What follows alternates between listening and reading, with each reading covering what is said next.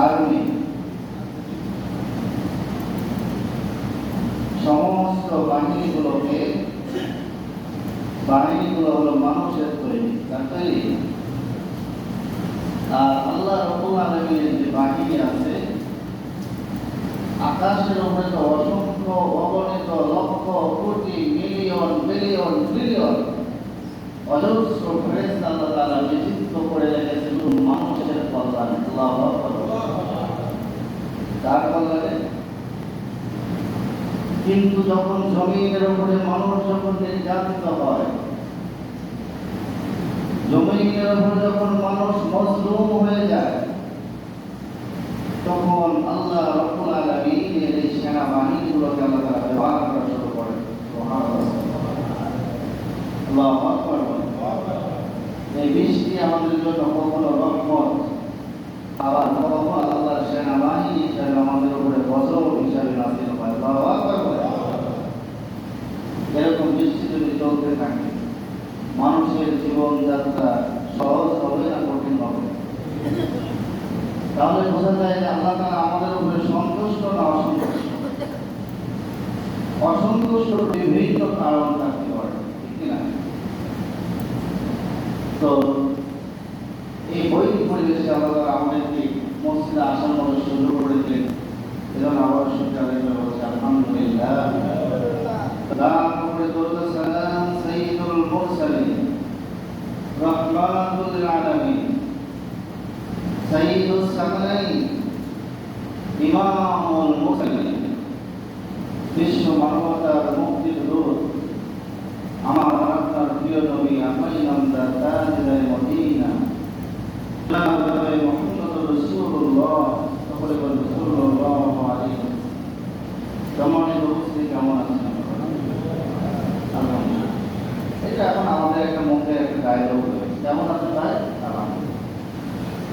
কারণ ইমানদারের পরিচয় তো সে ভালো থাকুক আর খারাপ থাকুক, সর্ব অবস্থায় রবের প্রশংসা সে করে। কথা বলেন। গত সম্মান গত জুমায় একটি কথা দিয়ে শেষ করেছিলাম যে জান্নাতে যাবে তারা যারা সর্ব অবস্থায় বিপদের সময়, মুসিবতের সময় প্রশংসা আদায় করবে। তারা সেই প্রশংসা আদায় করার দরকার আছে না? আল্লাহ তাআলা আমাদেরকে বোঝার মতো তৌফিক দান করুন। সকলে বলেন আমিন। প্রিয় উপস্থিতি, জুমার দিন ধারাবাহিক আমাদের কথাগুলো শোনার চেষ্টা করছি। আল্লাহ তাআলা এত কথা আমাদের জন্য বলছেন শুধুমাত্র আমাদেরকে সঠিক পথে চালানোর জন্য, নাকি? আল্লাহ তাআলা চান যে আমরা সঠিক পথ থেকে বিপদে চলে যাই। আমরা কেউ যদি জান্নাতে না যাই, আল্লাহর কি কোনো কষ্ট হবে? কষ্ট হবে। একজনের বলে তোকে নবীজির কষ্ট হবে। আল্লাহর নবী বিশ্বনবী মুহাম্মদুর রাসূলুল্লাহ সাল্লাল্লাহু আলাইহি ওয়াসাল্লাম মানুষগুলো যখন জাহান্নামের দিকে নিয়ে যাওয়া হবে, বিশ্বনবী দৌড়াতে থাকবেন। একবার তিনি সিরাতের কিনারায় দাঁড়িয়ে থাকবেন। তিনি দেখতে থাকবেন আমার এত সুন্দর সুন্দর উম্মতেরা এত নিয়ামত দেওয়ার পরেও তারা আল্লাহর রাস্তায় আসে নাই।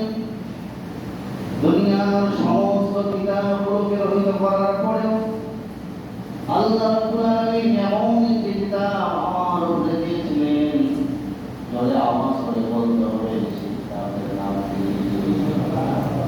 কোরআন।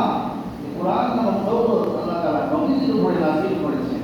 যে নবীর উপরে কোরআন নাযিল করেছেন, সমস্ত আসমানি কিতাবগুলোকে আল্লাহ তাআলা বর্ণিত করেছেন। আল্লাহু আকবার। এই নবী যখন দেখবে আমার উম্মতগুলো বুলসিরাত পার হতে গিয়ে, এর আগে জুম্মায় বলেছিলাম কিছু মানুষ বুলসিরাত পার হতে গিয়ে 7 বছর লেগে যাবে, আবার কিছু মানুষ বিদ্যুৎ গতিতে এগিয়ে যাবে। বিশ্বনবীকে বলা হলো ইয়া রাসূলুল্লাহ, ইয়া হাবিবাল্লাহ, যারা বুলসিরাত এত দ্রুত পার হয়ে যাবে এবং যারা আস্তে আস্তে পার হবে তাদের ভিতরে পার্থক্যটা কি? বিশ্বনবী বলেন কিয়ামতের আগে এমন এমন একটি বিভীষিকাময় সময় আসবে, বিশ্বনবী বললেন